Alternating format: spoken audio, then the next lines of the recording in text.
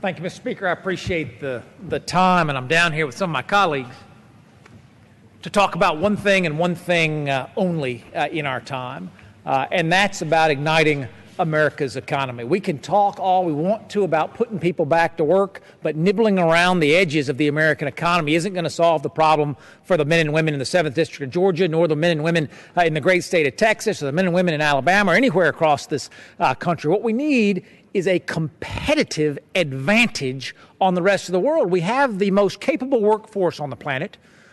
We have the hardest working workforce on the planet. We have the best infrastructure on the planet. We have the most freedom on the planet. Why is it, Mr. Speaker, that we then would not have the most robust and growing economy on the planet? And I tell you, it is for one reason and one reason only, and that is the burden of the American tax code on the American entrepreneur. It is the burden of the American tax code on those men and women who want to make America great, who want to put people back to work, but who cannot do it because the tax code disadvantages them relative to the rest of the world.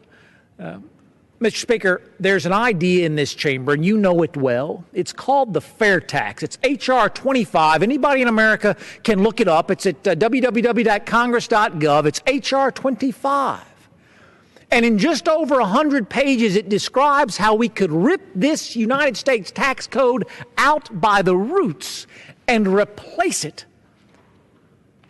Where we can rip this code out by the roots, and rather than having the single worst tax code on the planet, have the single best tax code on the planet. Rip it out by the roots, and rather than punishing people for how productive they are, begin to tax people based on how much they take out of the economy. A consumption tax. That's the way our framers funded this country, and that's the way we can fund this country again. Mr. Speaker, right now is the time. When the economic challenges, the headwinds blowing against America as they are today, right now is the time. I do not want to compete with the rest of the world based on low wages. I do not want to compete with the rest of the world based on unsafe workplaces. I do not want to compete with the rest of the world based on whose air is dirtier or whose water is unsafe. I want high wages. I want safe workplaces. I want clean water and I want clean air. But I do want to compete with the rest of the world based on whose tax code makes the most sense.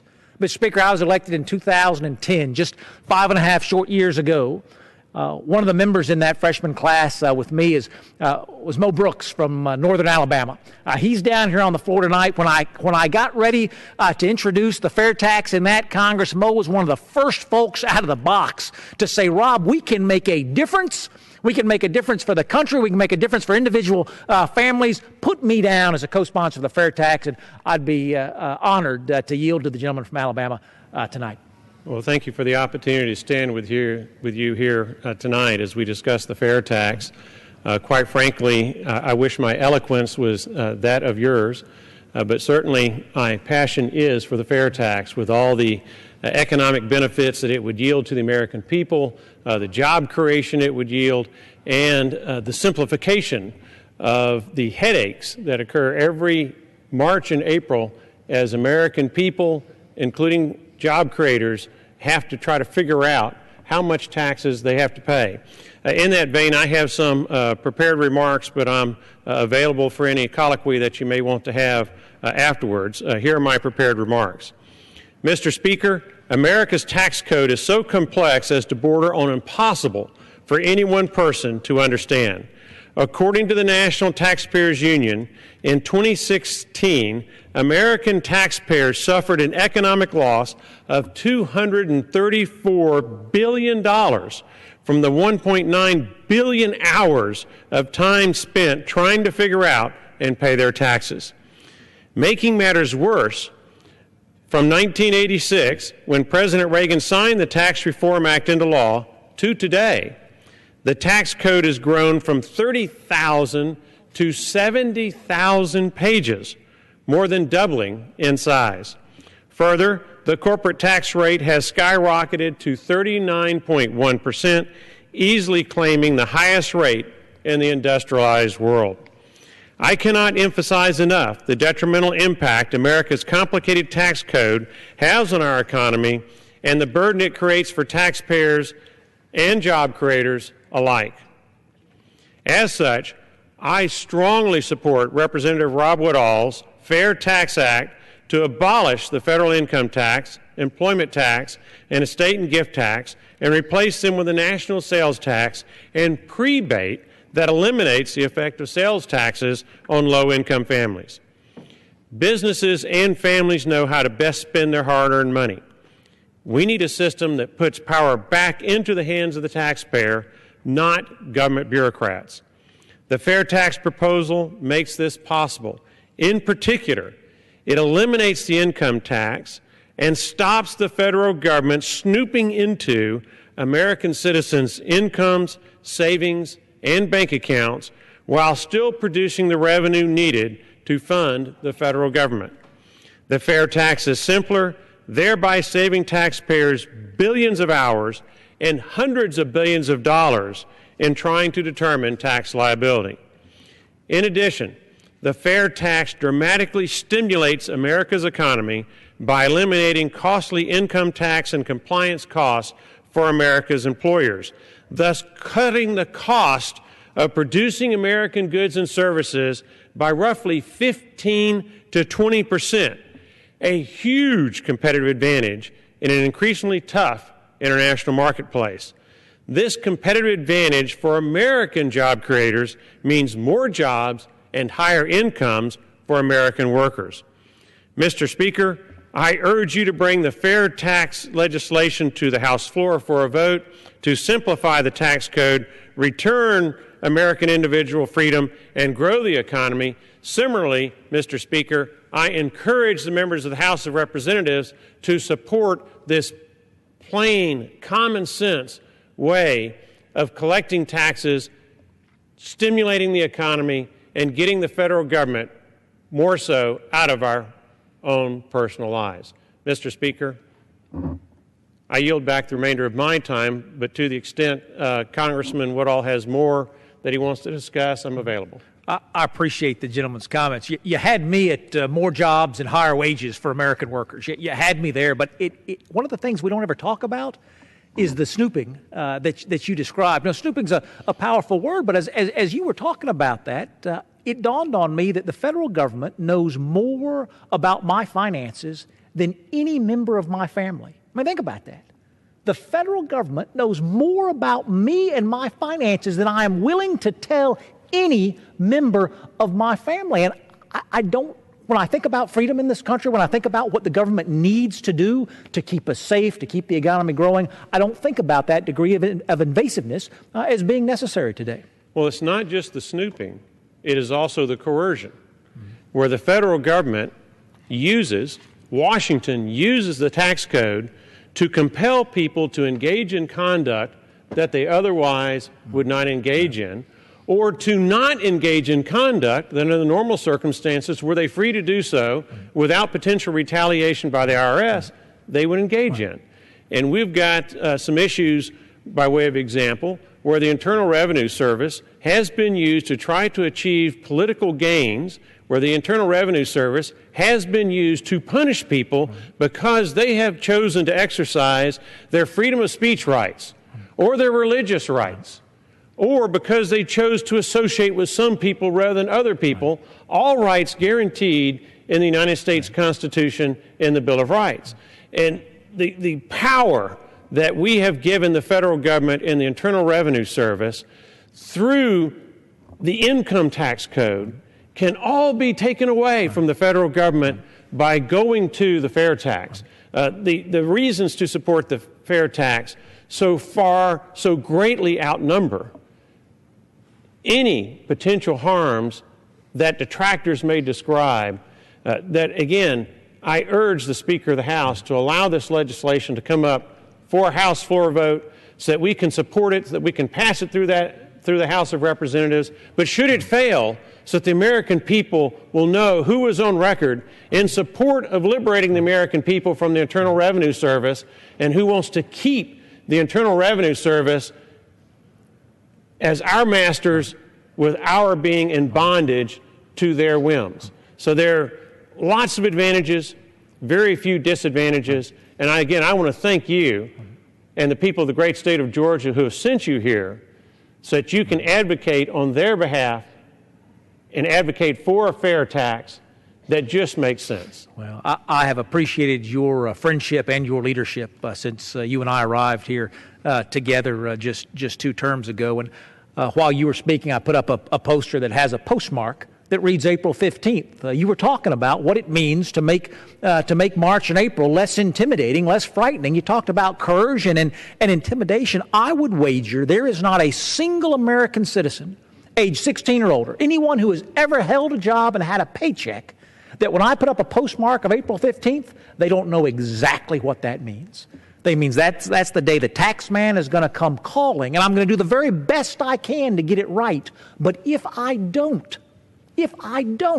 because it's too complex, I just can't figure it all out, the federal government and criminal enforcement is going to come calling. It is a frightening day for folks to do a civic responsibility, and that's to help keep the government open. I thank the gentleman for his leadership. If I had to choose a region of the country that led as aggressively as Alabama leads, as Georgia leads, it would have to be the great state of Texas. We're joined tonight by the chairman from the great state of Texas, Mr. Conaway, and I believe if I went back and counted all the co-sponsors of the FairTax is the single most widely co-sponsored tax reform bill in the entire United States House of Representatives. I believe we have more co-sponsors from the state of Texas than any other state in the nation. And of course, Texas has abolished their income tax and is governed by a consumption tax. Well, I'm not sure we ever had it. Well, thank you. Thank the gentleman for yielding. And I'm not sure Texas ever had an income tax, but I'm pretty sure we're not ever going to have one. As part of my professional background, I'm a CPA, and my license is still current. Before I joined Congress, I spent 30 plus years helping clients cope, deal, and pay their taxes and help that understand. Speaking of the IRS, the intimidation factor, as a CPA, if I get a letter from the IRS addressed to me, my heart rate goes up before I open it. Now, you shouldn't be that way. It just shouldn't have that kind of impact on any of us, because I work really hard, as you might expect, to make sure that I get my taxes done. My colleagues have both hit many of the high points on the fair tax. The choices we have out there now, there's the current code, and there are advocates for that, kind of the devil you know versus you devil you don't know. There's a flat tax, and there are advocates for that. And then there's the national sales tax, and I've co-sponsored it now for 6 terms, and proud to do that. The reason I've settled on the sales tax, several reasons. One, it eliminates IRS. Every government needs taxes in order to run. That tax collection scheme should have no other purpose other than collecting the minimum amount of money needed to fund that government. And the current code from 86 forward, and back actually 16, has been used over and over and over to manipulate this behavior, incentivize that, disincentivize this, reward this, punish, all these kind of things. That's manipulative, and it's inefficient. And it's just the wrong use of a tax code. We should be using it that way. So that's why I've settled on a national sales tax. The reason I do that versus a flat tax, because quite frankly, the flat tax, as most people understand it, leaves in place the IRS, leaves in place the opportunity for the mischief that goes on with the current code, because we could go to a flat tax, as we did sort of in 1986. The 86 Act was more that direction, reduced rates, flattened the rates out, eliminated those kind of things. 30 years later, we are more complicated today than we were in 1986. And the flat tax leaves all of that opportunity for mischief in place going forward. So the ink wouldn't be dry on the flat tax. So somebody would say, hey, if you'd give us a little relief on that flat tax thing for this area, look how it would prosper, grow the economy, create jobs, all those kind of good things that every one of those provisions are in there. And so the flat tax and the current code share much of that same risk. Sales tax, on the other hand, collected by the states, you eliminate the IRS, so it's collected at the point of sale. The compliance, the studies show that the compliance with that sales tax would be greater than the current compliance we have with the income tax that we currently have. And so compliance would be better, left up to the states to collect it. They'd get a little slice for doing that on our behalf. The rest of the money would come in the federal government. You'd eliminate that entire bureaucracy that is the IRS and the good and the bad that they've done in the past, more bad lately than good because of the punishing taxpayers, going after taxpayers because their political beliefs differ from the current boss of the IRS, which is Barack Obama. That goes away, and it's just better. I would caution, though, there are those who would argue, well, let's just do both. Let's have a little bit of income tax and a little bit of sales tax. Don't do that. The jurisdictions who have both wind up raising both. Let's pick one, stick with it, as hard as it might be to transition, all those kind of good stuff. Let's do that, because the impact it has on the opportunity for manufacturers in the United States to compete, as you just said. In addition to the tax, there is that over-regulation thing that hurts them as well. But the tax code creates a huge competitive disadvantage that we can do something about now. Over-regulation, that's in the eye of the beholder. But the income tax, the impact the income tax has on the cost of goods sold outside of the country, that's clear. And there's definitely something we could do about that. So I appreciate my colleague bringing this up. The one thing that people ask back home who are supportive of the fair tax is, what do we do? How do we get this done? Quite frankly, it's educating taxpayers, because the uninitiated would listen to that 30-second commercial that says, this politician is in favor of a percentage increase in taxes. They leave out that little nugget that we want to do with IRS. We do away with the IRS, do away with income tax, estate tax. That kind of gets left out of that 30-second commercial. And so we've got to have this educated taxpayer base out there that looks at that commercial and says, no, wait a minute. As Paul Harvey said, that's not there's more to there's the rest of the story associated with that tax increase that they would like to champion us why to go against it. So educating taxpayers, I ask folks who when I bring this up at a town hall to look at it themselves. What does it do to your business? What does it do to you personally? How does it impact you? And educate because there's no interest like self-interest. And so look at what it does for you, and it's a better way to get at it. And it's got all these advantages. All this investment would stay here in the United States. So for that, I've co-sponsored it for 6 years. One quick anecdote, and I'll shut up. I've not had a CPA come to me and complain about sponsoring the fair tax, that you're going to put us out of business. I did have the mother of a CPA come to me, and there was a diminutive little lady who thumped me on the chest really hard and said, "Don't you put my daughter out of business." And I said, "All right, ma'am, I got that. Well, it just so happens I'm real good friends with the CPA daughter. And I run into her a couple of weeks later, and she said, "Hey, I understand you saw my mom." I said, "Yeah, she was worried about me putting you out of business." She said, "Don't worry about my mom. If the code went away, all that tax compliance work went away, we would find really good stuff that we could do for our clients to promote their business, help them be more efficient, help them grow, and do all those kind of things that we would really rather do than comply with an ever-changing tax code." So I appreciate my colleague sponsoring this hour tonight, and those that are about to speak and have spoken, because this is it's important to educate the American taxpayer so that groundswell of support, the folks who support a national sales tax, the folks who support a flat tax, basically are telling Congress, we want something other than the current code. The problem is we got to have enough political muscle from the electorate.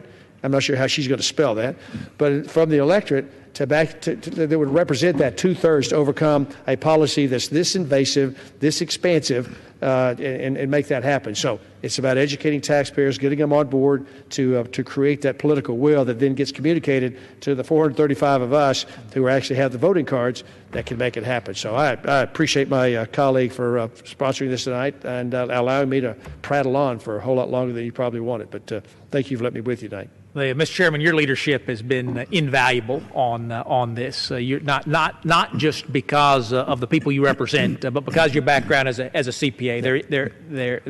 The American people know instinctively there is a better way to do it, and to have it from someone who spent a lifetime in that space, we really can move on. I laughed at your story about getting thumped in the chest. We're joined by Jody Heiss from the great state of Georgia. In our district, folks thump you in the chest and say, you better put your name on the fair tax. In fact, Congressman Heiss has constituents out in the hallway right now, but cared enough about the fair tax to come down just for a moment. I appreciate you doing that. I'd be happy to yield to you. Well, thank you. It's just a great honor anytime to be able to speak on the fair tax, and I just want to say thank you for your incredible leadership in keeping this ball moving forward. But yeah, you're right. In fact, one of the first things I did when I took office here was to co-sponsor the fair tax. But I hear it, if there's any one issue in the 10th District of Georgia that I hear more than anything else, it is the support for the fair tax. And I think it is because the people know really two key things. Number one, taxes are far too high, excessive, and burdensome, and the tax code is absolutely too complicated. I hear this over and over and over. And every year it gets more and more complicated and bigger and bigger and bigger.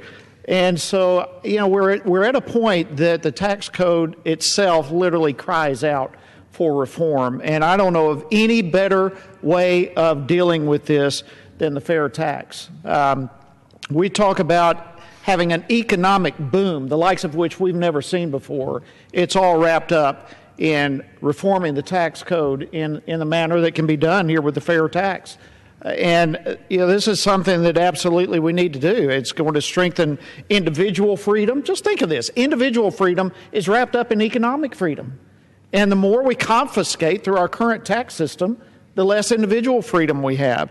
It's going to promote jobs, the likes of which we haven't seen before. Eliminate the IRS. Who among us doesn't want to see that happen? The IRS, as we watch it these days, even targeting individuals. It's just insane to think of any government agency targeting citizens of this country, but particularly an agency like the IRS that literally has the power to destroy lives. It's just an incredibly important issue for us to address. And so I'm a strong supporter of the fair tax, and thank you for your leadership in this. I think as we come to the close of this 114th Congress, we need to do all we can to keep this on the forefront. Tax reform, and in particular, the fair tax. We need to move this needle forward. To you and your predecessor, John Linder, you have carried this weight on your shoulders a long time, and I'm deeply appreciative of this and for your leadership in this special order. And thank you for letting me participate in it. I'm deeply appreciative, and I yield back. I thank the gentleman, his leadership, new first-term member here, and already leading on all of these issues. And I'm grateful to you for that. You've got your ear to the pulse of what folks want back home, and what folks want is more freedom and more economic opportunity. I'm grateful to you. Thank you. If I could ask the chairman, trained as a CPA as you are, what's the benefit of the tax code? Everybody in this chamber, from the far left to the far right, every Republican, every Democrat, everybody wants a better job environment. They want growth in the economy. They want the American people to succeed and be prosperous. What's in it for America to keep what we have today? Well, a couple of things. Obviously, there is an industry created to help comply with a really complex code. There's a smaller but nevertheless powerful industry that's in place to promote new changes and additional issues to add to the code to make it more complicated. Every one of those special programs in the code, deductions or credits, have an advocacy group. Somebody somewhere is using that piece in their tax return. Here's an example. I was talking about back home about the advantages of eliminating the better way. He's got another tax program, but I asked, making that promise, we're going to eliminate all those deductions and credits for individuals. And I said, now that's going to take political will, because every one of them has an advocate, a taxpayer, not a lobbyist or all those kind of bad words, but a taxpayer who should get it. And in order to overcome it, we're all going to have to give up our little special niches to make that happen. No sooner was that out of my mouth than I finished it, a guy came up to me and said, hey, I agree with doing away with those tax credits and all those deductions, but leave in place Section 1031. Well, 1031 is that like-kind exchange section where I can take income-producing property, sell it, defer the gain, invest it in another income, and just kind of daisy-chain that down the road. Well, he's a broker, sells ranches and farms.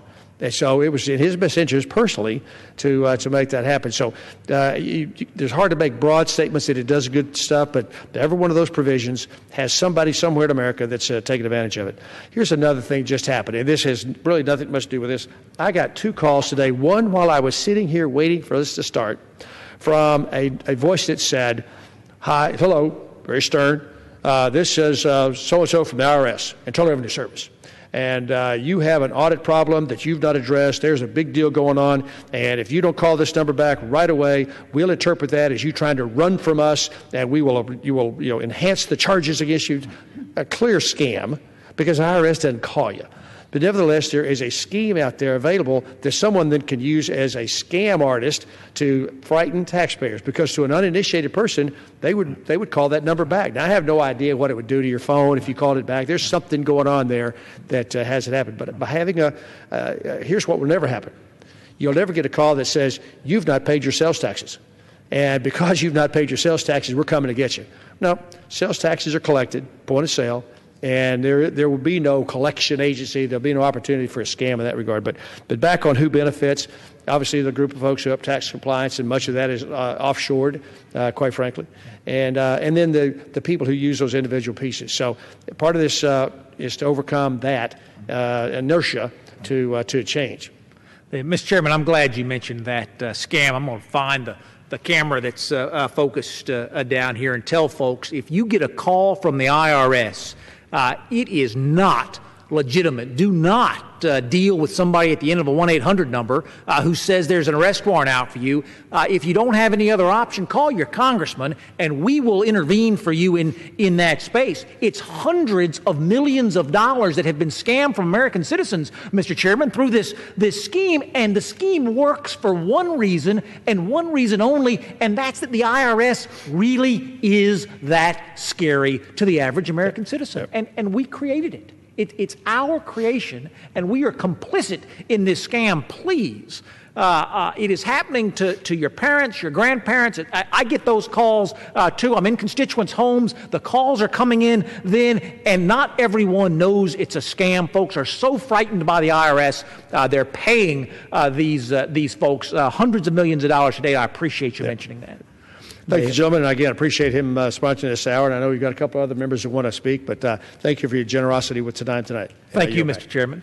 We've got down here with us what I would say is a gentleman who is second to none in terms of FairTax support. He's Steve King from the great state of Iowa. And even before I was elected to Congress, I could turn on C-SPAN, and when folks wanted to talk about tax reform, I would see Steve King down here talking about a better way to do a tax code. I'd hear him talking about, from his own personal experience, what it was like to be targeted by an agency like this, and what it would mean as a small business owner himself to be free of that burden and be able to go out and hire. I've always been grateful for his friendship since he has arrived, and I'm pleased to yield the gentleman from Iowa tonight. Well, I thank the gentleman from Georgia for yielding, but especially for his leadership here in the United States Congress, and especially on the FairTax. And that introduction, Mr. Speaker, it flashes back to me some of the things that I haven't really spoken to recently, and how far we haven't come over the years that this became obviously the best thing that we could possibly do from a tax perspective in America, or anywhere in the world for that matter. And I've often told the story, but I should say used to tell this story often, and that is that I'm running my little construction business that I started up in 1975, and we've completed 41 years in business.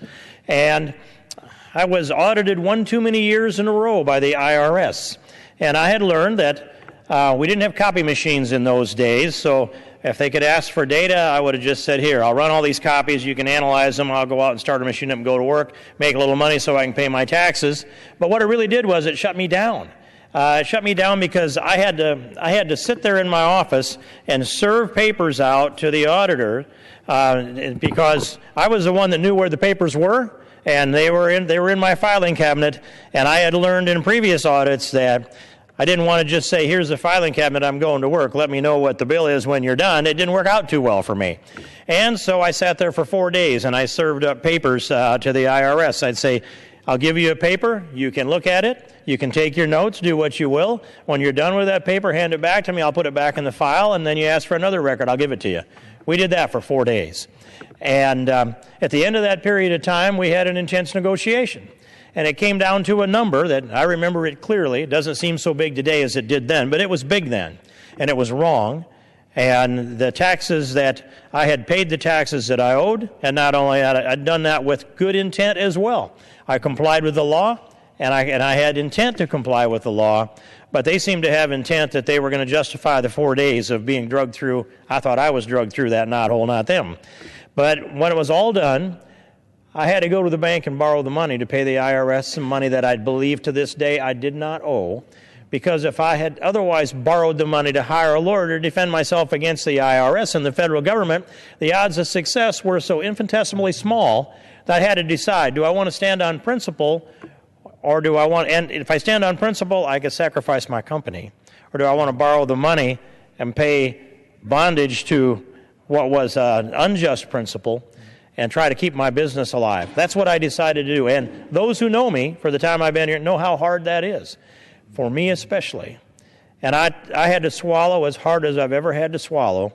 But I went back out to work, and I fired up that old bulldozer, and I climbed in the seat, and I've told people, and the smoke went out the exhaust stack and out of my ears, that this is the way that a person has to do business in this country. My oldest son owns that business today. He told me a narrative, not telling me the message I would get out of it, that he was joining up with an engineering firm to start a new business venture in addition to our construction work. They had a 90-minute meeting. At the end of that meeting, David King said to the engineer, "Mike, do you realize that we've just talked business for 90 minutes? "Yes, I surely do." "Do you know what our topic was for 90 minutes on this business venture?" Taxes. 90 minutes of human resources burned up on how to set up a tax structure to start a new business rather than figuring out how to produce a good or a service that has a marketable value here or abroad. That's what's wrong.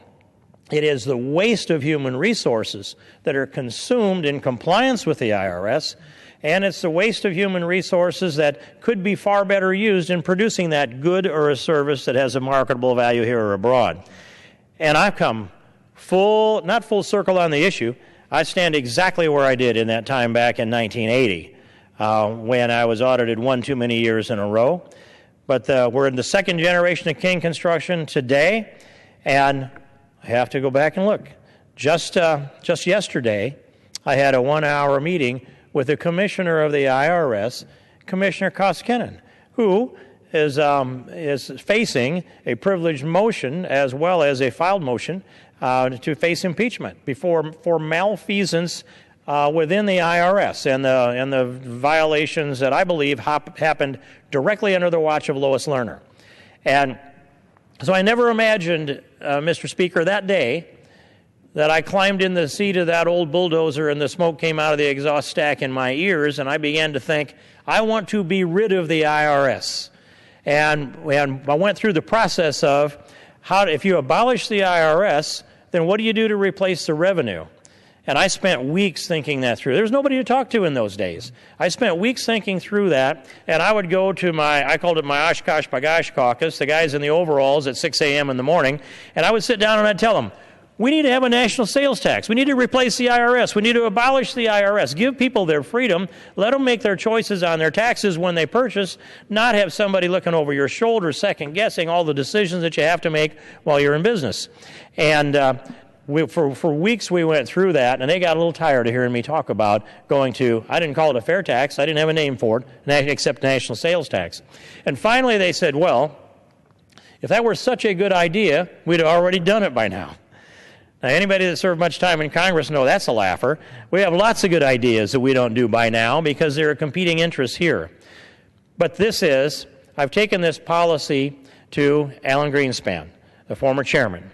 Shortly after he retired, went to his Spartan office in downtown D.C., and I'd asked him if he would be the national spokesman for the FairTax. And it was my mission to be a good salesman, and I am a good salesman. I have a good-looking wife. That's proof positive. A good salesman for the FairTax. And we went through the FairTax, and he said, Congressman, this is not an economic question. You're asking me as an economist to be your spokesman. It's not an economic question. You will not find serious economists that disagree that FairTax does these things that you say. And I said, well, okay, then, and he said it's a political question. So economists should not be selling a political question. Politicians should sell a political question. That's you. You go sell it. And I said, well, let me try this on you. I want to go through this list of things that I say the FairTax does that's good.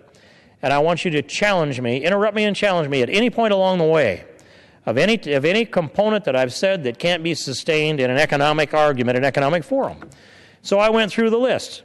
And I'll just hit some of them, not all of them. FairTax abolishes the tax on productivity. We're punishing productivity in America. People on that side of the aisle believe that consumption drives the economy. Well, not if you don't produce, it doesn't. It's the production that drives the economy, especially when you're exporting, and we need to get that back. It eliminates the tax on production. It eliminates corporate income tax, personal income tax, estate tax, capital gains tax. It allows for the repatriation of the U.S. capital that's stranded overseas by the trillions of dollars that would be reinvested in U.S.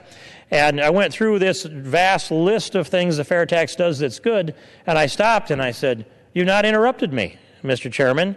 He said, "No need to do that, but you left something out.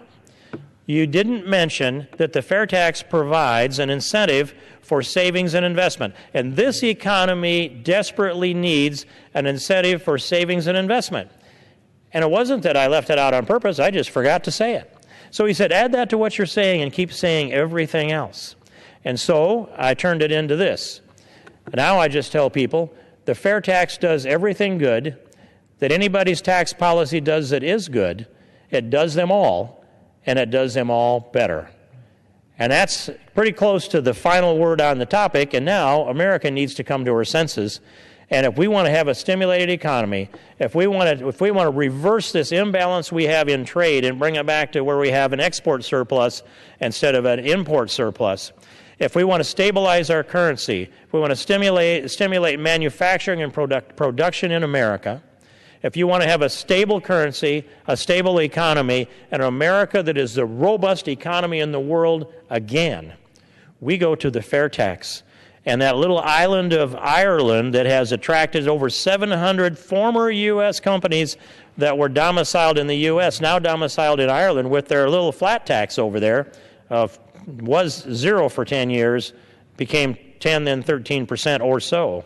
The dynamics that they've seen on that little island of Ireland with the FairTax in America would be multiplied by a factor that I hesitate to guess at here on the floor of the United States Congress, but it would be an awesome dynamic change to our economy, and we wouldn't need to be importing millions of people from foreign countries to do these jobs Americans wouldn't do, because the wages would go up, the benefits would go up, our competitiveness would go up, and America would be back in the preeminent place in the world again. That's how good this FairTax is. And that's why I'm here on the floor to support Mr. Woodall, and I thank you very much for your leadership on this and the opportunity to say a few words, and I yield back. I appreciate the gentleman. For folks who aren't following those numbers as closely as you are, yes, when this tax code was written in 1986, the average corporate income tax rate around the globe was almost 50%. Today, it's less than 25%. The rest of the world has been moving towards that competitiveness, that tax competitiveness, while America has been standing still. You ask about the good things that happen around here. Generally, the good things that happen are because folks come with individual experience, as you have come with. They come with passion, as you have come with. And what folks may not realize is, here you are, family runs King Construction. You're not asking for a tax cut. You're not asking for a tax carve-out. You're not asking for a special favor or an exemption or a deduction. You're saying, do away with all of the special interest in the tax code, and let's just give everybody a fair shot at a flat and level code. It is that kind of selflessness that is going to drive the changes that have to happen here. Yes, there are special interests that are committed to selfish preservation of the provisions in the tax code. I think selflessness is going to win out in that debate, and I thank the gentleman for that. I thank the gentleman. We're joined on the floor by a new member from the great state of Georgia. His name's Buddy Carter, but he represents the single fastest growing container port on the entire planet. Now, what I'm saying to you is, when it comes to creating jobs in America, we've got to export to 1 billion new consumers in India and 1 billion new consumers in China, and we're not competitive with our tax code today. The gentleman from Georgia sees this day in and day out going out of the great port of Savannah. In fact, I'm told, and the gentleman can correct me if I'm wrong, I'm told that out of your automobile exporting plant, we now export more Mercedes to the rest of the globe than any other vehicle out of that American port, because we're building Mercedes-Benz better and cheaper than the rest of the globe, and the rest of the world wants to buy them. I'd be happy to yield to the gentleman from Georgia. Well, I thank you for yielding, and I thank the gentleman for holding this important debate on tax reform and the FAIR Act. the FairTax Act. Tax reform is one of the most pressing issues facing our nation today. In fact, it's so important that my very first act in Congress was to co-sponsor this bill. And I had promised that to my constituents, and when I got here, that's exactly what I did. Without question, one of the most pressing issues that our citizenry has right now is tax reform, and this is at the top of the list. So I'm very proud to be able to participate in this. You mentioned the ports. I am very blessed and very humbled to be able to represent the 1st Congressional District in Georgia, which includes 2 major seaports, the Port of Savannah, which is the number 2 container port on the eastern seaboard, the number 4 in the nation, and also the Port of Brunswick, which is the number 3 roll-on, roll-off port in the country, meaning that we have cars down there that are leaving that port every day and going to all corners of the world. And it's just it's something that we're very, very proud of, and something that adds to our economy, and not just the economy of the 1st Congressional District, but of the entire Southeast United States. That's how important it is. And again, that's why the fair tax is so very important to our country, and why I support it so much. You know, we need a tax system that treats everyone equally, that encourages American businesses and the economy to grow and prosper. And I don't think there's any question that, well, first of all, people don't like paying taxes. We understand that. We all understand the need to pay taxes. But if they're going to pay a tax, they want to pay a consumption tax. They don't want to pay a property tax. They'd rather pay a consumption tax. I've learned that after years of being a mayor and after years of serving in the state legislature. That's something that's been just very, very clear to me. And people want a tax system that's easy to understand. They don't like our current tax system that's so complex. When you look at the IRS manual and you see how thick it is, it just boggles the mind to think that we can't come up with something much easier than that. And that's why I compliment you on the fair tax, because it is simple and it is straightforward and it is fair, and that's what people want. But even worse, we've got an out-of-control bureaucracy at the IRS, and that's completely lost the trust of the American people. When I go home, when I meet with my constituents, time and time again, that's what they tell me, that they don't trust the IRS, that it's too complex. You know, they want it to where they can file their taxes on a postcard, and there's no reason why we shouldn't have that, and no reason why we shouldn't continue to work toward that common goal. The FairTax Act would fully repeal our current tax system and replace it with a national sales tax on the use and our consumption of property or services in the U.S. By eliminating the federal income tax, everyone can keep their entire paycheck and pay taxes only on what they consume. Again, a consumption tax. No more struggling to understand the volumes and volumes of tax codes and exemptions. Doing away with all that. Simplify, simplify, simplify. Everyone would contribute their fair share based on what they purchase. We all have to purchase, and that's what makes our economy run, and that's why this is such an ideal tax and such an ideal system for me and for us as Americans. You know, as a former small business owner, I'm fully aware of how difficult it is to be successful and grow when the tax system is so complicated and so burdensome. I've fought those battles. The uncertainty alone makes it very hard to take on the challenges and risk of building capital and hiring employees. The economy cannot grow if business owners are held back from making the changes and additions that they need to expand. We have to have that. I believe that a simple and straightforward system like the fair tax will provide the certainty that businesses need to grow with confidence. Our nation is still in an economic recovery mode, and business owners and families need all the confidence that they can get. Again, I want to thank my colleague from Georgia for introducing this legislation and compliment him on the excellent job that he's doing. I encourage all my colleagues to support the fair tax so that we can finally have the fair and simple tax system that Americans deserve. And I yield back. I thank the gentleman. I thank him for making the fair tax number one out of the gate, and I know he leads a passionate constituency in that way. I listened to you talk about what the fair tax would do, and I'm thinking that's almost unbelievable that there's that much out there on the table we could seize for the American economy and for American families that we haven't done. I'm reminded that America is the only country in the OECD, the only economically developed first world country that does not have a consumption tax today. Folks around America, they're accustomed to all of the downsides of our current system that you went through. There is a better way. And the rest of the world has found it, and we're lagging behind. I appreciate your leadership to help get us there. Thank you. We appreciate your efforts. We also have on the floor the chairman of the House Budget Committee. Now, I will tell you that if there is someone who is working harder for the American economy than Dr. Tom Price, chairman of the Budget Committee, I don't know who it is. And he is absolutely trying to cut every penny of waste, fraud, and abuse there is in the budget. But I don't know that we can cut our way into prosperity. I think we're going to have to grow our way into prosperity. And this burdensome tax code seems to be standing between us and that kind of success. Be happy to yield to the gentleman. Thank you so much. And let me add my voice to the echo and chorus of those who commending you for your work on the FairTax. This is incredibly important. And you're right, I have the privilege of chairing the Budget Committee, which is sometimes a blessing, sometimes a curse.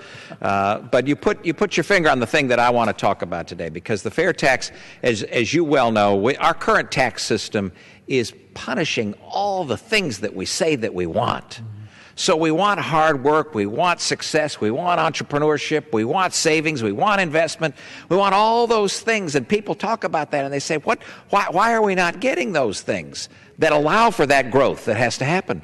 And one of the reasons is, I believe, and I know you do too, is because our current tax system punishes each and every one of them. Every one of those things that we say we want, our tax system punishes. So when people make their equation and they say, well, should I do this? Well, no, the tax system, no, I'm taxed more if I do that. I'm taxed more if I work hard. I'm taxed more if I succeed. I'm taxed more if I hire more people. I'm on and on and on. And so when you look at where we are from a growth standpoint, which is incredibly important, because we can't tax our way out of this, out of the challenge that we've got. We can't even cut spending to the degree that we need to get out of the challenge that we have from a fiscal standpoint. We need to grow the economy. And the growth rate that we've had over the last 40 to 50 years in this nation, the average growth rate's been about 3.2%. And your constituents and my constituents and people all across this great country know that over the past 6 months, we've seen a growth rate of 1%. And over the past 8 years, we've seen a growth rate in the neighborhood of 2%. So we've had a 33 to 65% reduction in the level of growth in this country. What does that mean to folks back home? It means that jobs aren't being created. It means that there's part-time work instead of full-time work. It means that you have a son or a daughter that graduates from college and they can't find a job in the endeavor that they've chosen. All these things that make it so that the economy is tamped down, harmed by our current system. So the FairTax does all sorts of wonderful things, but one of the things that it does that would just reinvigorate and enlighten this economy is to incentivize the things that we say that we want. Incentivizing savings, incentivize investment, incentivize hard work, incentivize entrepreneurship, incentivize risk-taking, incentivize individuals who are out there trying to build a better mousetrap, and we're going to reward them for trying to build that better mousetrap. So I'm enthusiastic about H.R. 25, enthusiastic about the support that you have continued to generate for this. I want to commend John Linder, who's a dear friend of yours and mine, and the work that he did to begin this project. I know that we'll ultimately get to this point of a fair tax, of a consumption tax, because it's the right thing to do. And it's the only thing that we can do that actually solves many of the challenges that we've got. So let me commend you for what you're doing. God bless you. It's a wonderful, wonderful work. And if you keep at it and we keep at it, I know that the American people will ensure that they invigorate men and women in this chamber so that they support this common sense, logical, exciting solution to the challenges that we face from a fiscal standpoint. If I could say to my friend, a lot of folks believe that this town is just about talk. You and your budgets that you have prepared, moved out of the Budget Committee, put down in writing, black and white, put your name behind it for all the world to see every cycle that there is a better way and we can do better. Folks are afraid to take a stand on issues. You have been unafraid to take a stand. We cannot get from here to there without that kind of leadership, and I'm grateful to you for that. Well, thank you. And you, because this only happens when people get out there and say, this is the solution. These are the kind of positive solutions that we can put forward, and if we were to adopt them, then it's Katie, bar the door. Thanks so much for your great work. I thank my friend, and I would encourage folks, if you have any, if you want the black and white on this issue, go back to the Joint Tax Committee tax symposium. The Joint Tax Committee invited in everyone from the far right economists to the far left economists and said, take a look at America's tax code and take a look at a consumption tax like the FairTax and tell me what it would do for the American economy, for families, for jobs. Every single economist, not some, not most, every single economist said a consumption tax, a move away from our current tax system, will grow the American economy. Some said a little, some said a lot, but we can do better. There's not a single member of this chamber who defends the current tax code as being the best we can do. It's not. The fair tax just may be the best we can do. If you're not quite ready for the fair tax, and I hope you are, it's H.R. 25. Let me refer to the Better Way agenda. The chairman mentioned it earlier. It's on the Speaker's website, betterway.speaker.gov. It's on better.gop as well. The chairman of the Ways and Means Committee laid out a fundamental change in the way we do taxes. It is the most consumption tax-based plan a Ways and Means chairman has ever produced for this institution. It's not the fair tax, but dadgummit, it's moving us in the right direction. If you want some encouragement about what's doable, about what we're able to bring ourselves together around, about what can really, Mr. Speaker, make a difference for jobs and the economy, look at what Chairman Kevin Brady from Texas has done. Again, it's a part of the House's Better Way agenda, but it's laid out there in black and white. What my challenge is, not just for members of this chamber, Mr. Speaker, but for all voters across the country, is the chairman's laid out a plan that gets rid of the exemptions, the deductions, the carve-outs, all the lobbyist special favors. All of that's gone. But it's up to us to keep it gone. Take a look at it, believe in it, and then let's work together to make it a reality. The only people who are disadvantaged by a change to a competitive tax code are our foreign competitors overseas. This isn't about Republicans. This isn't about Democrats. This is about America. This is about growth, and there absolutely is a better way. With that, Mr. Speaker, I thank you for giving me the time this afternoon. I thank all of my colleagues for their leadership and for joining me here, and I yield back the balance of my time.